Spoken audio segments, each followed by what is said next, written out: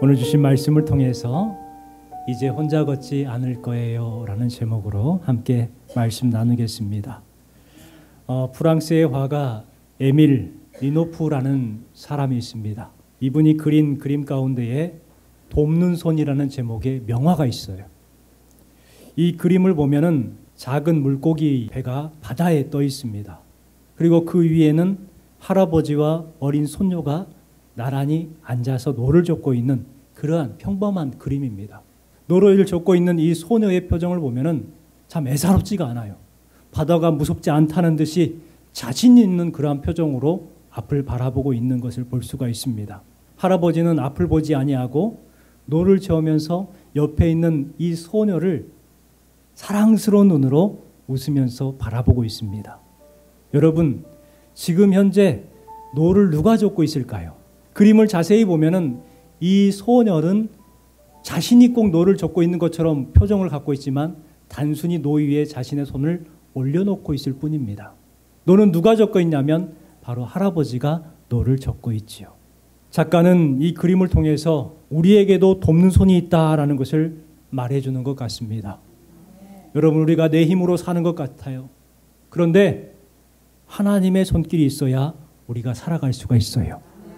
우리의 손이 하나님의 손과 합쳐질 때 그때 비로소 우리는 놀라운 일들을 경험하게 됩니다. 여러분, 우리가 왜 걱정을 하게 될까요? 혼자라고 생각하기 때문에 그래요. 나 혼자 노를 져야 되기 때문에 염려하게 되고 걱정하게 되는 거예요.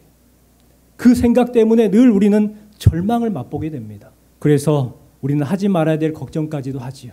이 중국에 기라는 나라가 있었어요. 이 기라는 나라 백성 가운데에 염려하고 걱정했던 사람이 있습니다. 그래서 밥도 먹지 못하고 잠도 제대로 못 자는 사람이었습니다. 그래서 주변에 있는 사람들이 그에게 물어봐요. 뭐가 그렇게 걱정이냐? 뭘 그렇게 염려하냐? 그래서 먹지도 못하고 잠도 못 자냐? 이유가 뭐냐? 라고 물어봤어요. 그랬더니 이분이 하는 말이 혼자 될까봐, 또 외로우면 어떻게 하나? 하늘이 무너지면 어떻게 하나? 땅이 꺼지면 어떻게 하나? 벼락에 맞아 죽으면 어떻게 하나? 비가 안 오면 어떻게 하나? 이런 걱정 때문에 잠을 잘 수가 없다는 거예요. 얼마나 사람들이 황당했겠습니까? 쓸데없는 걱정거리들을 가지고 잠을 이루지 못하고 밥을 못 먹었다는 거예요. 그래서 그 동네 사람들이 쓸데없는 염려를 한다는 뜻으로 기우라는 말을 만들었다고 합니다. 기우. 세상 사람들은 이런 염려와 걱정을 합니다. 쓸데없는 염려와 걱정을 할 때가 많아요. 그러나 우리는 혼자가 아니기에 염려와 걱정을 떨쳐버릴 수가 있습니다. 하나님께서 우리와 함께 하십니다. 여러분, 지금까지 사랑으로 은혜를 이끌어 주시는 그 하나님의 마음, 그리고 하나님의 은혜, 그리고 하나님의 손길을 기억하시고 담대하시기를 주님의 이름으로 축원합니다. 예수님께서 제자들과 함께 복음을 전하면서 여행을 하셨습니다. 이 제자들은 예수님의 말씀을 들었고 또 행하신 이적과 기사들을 보았습니다.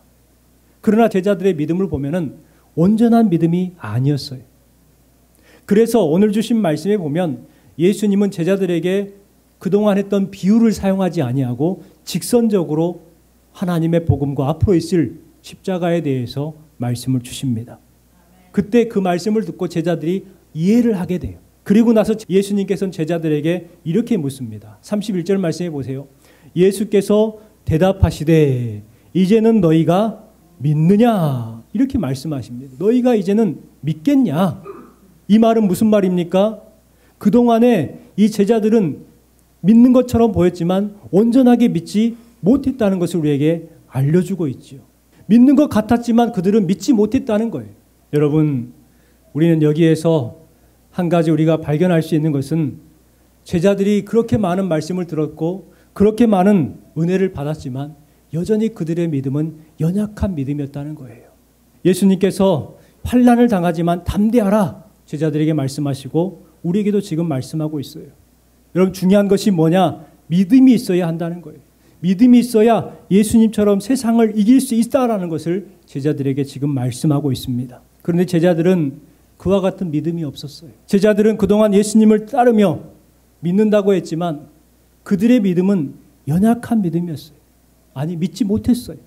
제자들은 예수님을 따라다니면서 그렇게 좋은 말씀을 들었습니다. 그렇게 많은 이적들을 보았습니다. 그런데 그들의 믿음은 연약했습니다.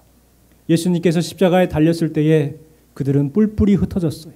진짜 믿음이 아니었다는 것을 우리에게 말해주죠. 오늘 우리의 믿음도 마찬가지인 것 같습니다. 그렇게 많은 성경을 읽고 성경적 지식을 가지고 있죠. 그렇게 많은 설교를 들어요. 그렇게 많은 은혜를 받고 그렇게 오랫동안 교회를 다녔지만 우리는 여전히 불만투성입니다. 우리는 여전히 연약한 믿음이고 믿음이 없는 것처럼 그렇게 살아갈 때가 많이 있습니다. 믿음을 살펴보면 예전이나 지금이나 여전히 초보적 믿음에서 벗어나지 못하고 자기 생각대로 살아가고 있는 우리의 모습을 발견하게 돼요. 그래서 조금만 어려움이 생기면 내가 언제 믿었냐는 식으로 세상적인 삶을 살아가는 우리의 모습들. 조금만 소원한 것 당하면 내가 교회를 옮기니 안 옮기니 그렇게 말하고 있는 우리의 모습들을 발견하게 돼요. 주변을 살펴보면 상처를 준 사람은 한 명도 없습니다. 그런데 온통 상처를 받은 사람으로 가득합니다. 왜 상처를 준 사람은 없는데 이렇게 상처를 받은 사람은 많을까요? 그동안 종교 생활을 한 거예요. 신앙 생활을 한 것이 아니라 종교 생활을 한 거예요. 오늘 예수님께서 저와 여러분에게도 진지하게 묻고 계십니다. 이제는 너희가 믿느냐?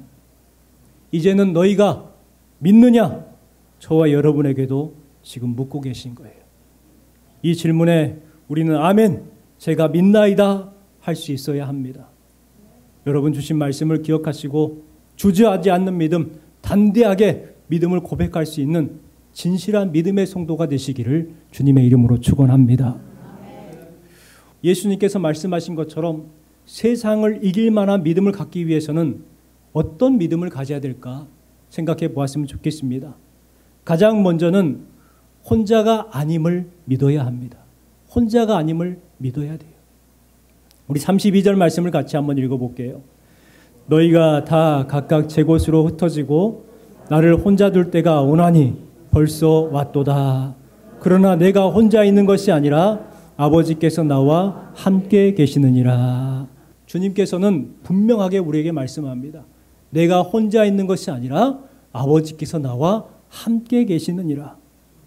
예수님께서 십자가의 고난을 당하셨을 때에 예수님 곁에는 아무도 없는 것 같았습니다. 예수님 편에서 예수님을 변론해주는 사람이 한 사람도 없었습니다. 제자들은 다 도망가 버렸습니다. 예수님을 죽이라고 쫓아다니는 사람들밖에 없었습니다. 그러한 상황 가운데에서 예수님은 우리가 상상할 수 없는 고통과 십자가의 아픔을 경험해야 했지요. 그런데요, 그 길을 묵묵하게 걸어가셨어요. 예수님은 아픔이 없었을까요? 성경에 분명 기록하고 있는 것처럼 예수님은 우리와 똑같은 몸을 가지셨어요. 그런데 어떻게 해서 그렇게 묵묵하게 한 걸음 한 걸음 나아갈 수 있었을까? 오늘 주신 말씀에 그 답이 있어요. 내가 혼자 있는 것이 아니라 아버지께서 나와 함께 계시느니라 분명하게 말씀하고 있는 거예요. 혼자 있는 것 같았지만 예수님은 혼자가 아니었어요. 하나님께서 함께 하셨습니다. 우리 성도들도 살아갈 때에 외로운 길, 캄캄한 밤, 사나운 바람이 불 때 고독을 느낄 때가 있습니다. 오히려 신앙생활하는 것 때문에 더 힘들 때가 있어요. 신앙생활하면 복을 받고 신앙생활하면 안 될 것이 막 될 것 같은 그런 마음이 들잖아요. 그런데 성경에 보면 그렇게 말하지 않아요. 오히려 진리의 길을 갈 때는 더 힘들어지는 거예요. 왜냐하면 진리의 길은 협착한 길이라고 말씀하고 있기 때문에 그래요. 좁고 길이 협착하여 찾는 자가 적음이다. 여러분, 사람들은 진리의 길을 가려고 하지 않아요. 왜요? 좁아요. 협착한 거예요. 갈 때 힘든 거예요. 편한 길로, 큰 길로, 대로로 나가고 싶은 거예요. 그래서 사람들은 좁은 길, 협착한 길로 가지 아니하고 넓은 길로 가려고 합니다. 편한 길로 가려고 합니다. 그런데 우리 성도들은 좁고 협착한 곳으로 가야 돼요.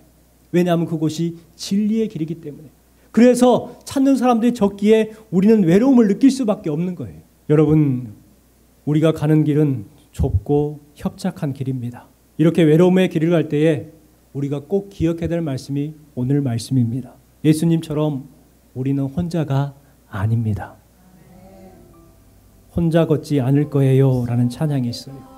우리 찬양 가사에 보면은 폭풍 속을 걷고 있을 때, 또 비바람을 마주해야 할 때, 불빛조차 보이지 않아도 그대 혼자 걷지 않을 거예요. 두려움 앞에서 하늘을 보아요. 외로운 그대여 걱정 말아요. 꿈꾸는 그 길을 또 걷고 걸어요. 그대 혼자 걷지 않을 거예요 라는 찬양의 가사가 있습니다. 여러분, 그렇습니다. 우리는 혼자 걷지 않습니다. 성령 하나님께서 우리와 함께 하십니다. 이 말씀을 기억하고 여러분, 말로만 믿지 마시고 형식적으로만 믿지 마시고 성령 하나님께서 나와 함께 하심을 온전하게 믿는 굳건한 믿음이 여러분의 믿음 되시기를 주님의 이름으로 축원합니다. 또한 두 번째는 평안을 누리게 하심을 믿어야 합니다. 33절 말씀 같이 한번 읽어볼게요. 이것을 너희에게 이름은 너희로 내 안에서 평안을 누리게 함이라. 이것을 너희에게 이름은 너희로 내 안에서 평안을 누리게 하려 함이라. 분명하게 말씀하고 있습니다. 사람들은 고통이 사라지는 것을 평안이라고 말합니다. 사람들은 전쟁이 끝나고 이 땅 가운데에서 갈등이 없이 살아가는 것을 평안이라고 말합니다. 그런데 성경에는 그와 같이 말하지 않아요. 예수님께서 오늘 주신 말씀에도 환난을 당하나 담대하라 말씀하고 있어요. 환난이 있다는 거예요. 주님께서 말씀하시는 이 평안은 환난이 있어도 어려움이 있어도 문제가 있어도 근심이 있어도 그 안에서도 평안을 누리게 하신다고 말씀하고 있는 거예요. 여러분, 이 평안을 누리시기 바랍니다. 그러기 위해서는 하나님을 온전히 신뢰하고 믿는 믿음이 필요해요. 미국의 로저 밥슨 기자가 아르헨티나의 지도자를 만나서 인터뷰를 하기로 했습니다. 그래서 찾아가서 인터뷰 자리에 나가서 촬영을 하면서 질문을 하려고 합니다. 그런데 오히려 그 아르헨티나 지도자가 이 기자에게 먼저 질문하는 거예요. 뭐라고 질문하냐면 유럽의 백인들이 먼저 정착한 곳은 북미가 아니라 남미였습니다.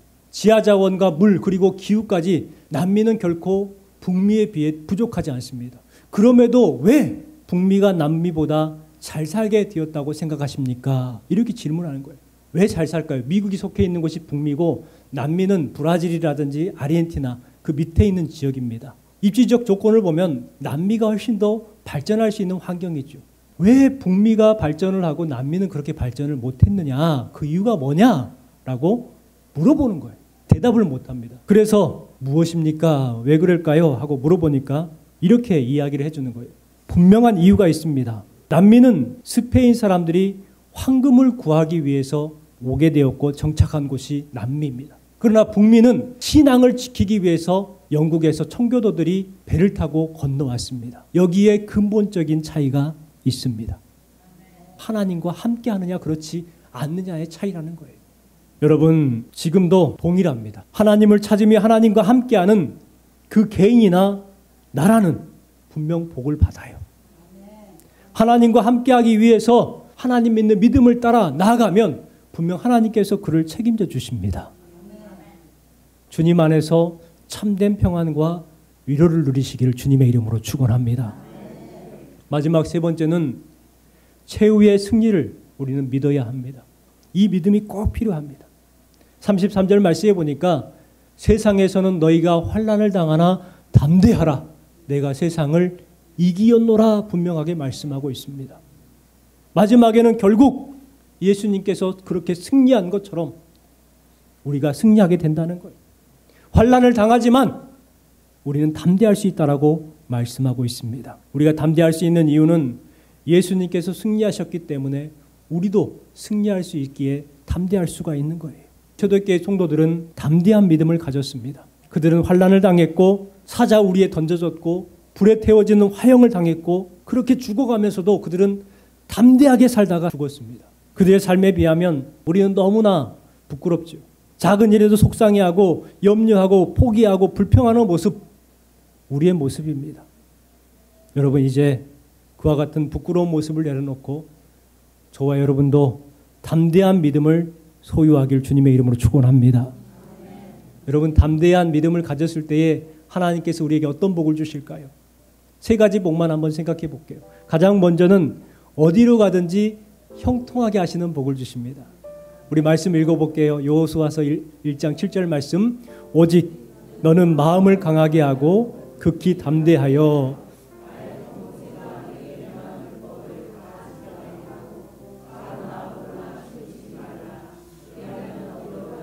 형통하리니. 자, 주신 말씀에 보니까 마음을 강하게 하고 담대하여 나의 종 모세가 내게 명한 율법을 다 지켜 행하고 자로나오나 치우치지 마라. 그리하면 어디로 가든지 어떻게 된다고요? 형통하리라. 담대하라. 어디로 가든지 형통하겠다. 우리에게 말씀하고 있습니다. 두 번째는 이 세상에서 승리합니다. 오늘 주신 말씀 33절에 세상에서는 너희가 환난을 당하나 담대하라. 내가 세상을 이기었노라. 주님께서 이긴 것처럼 우리도 이기게 하신다고 분명하게 말씀하고 있는 거예요. 또 세 번째는 무엇을 구하든지 응답하신다고 말씀합니다. 우리 말씀 읽어볼게요.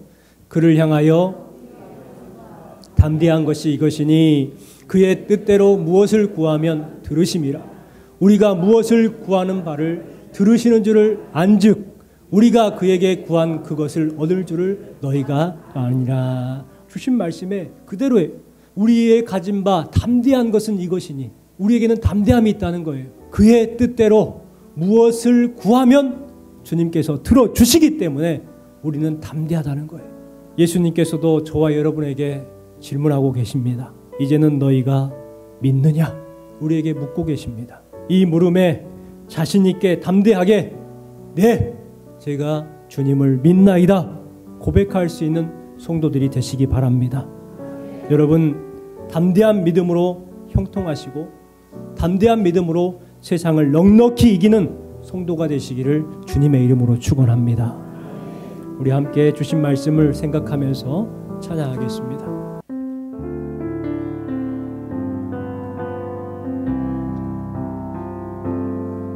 그대 폭풍 속을 걷고 있을 때 비바람을 마주해야 할 때 불빛조차 보이지 않아도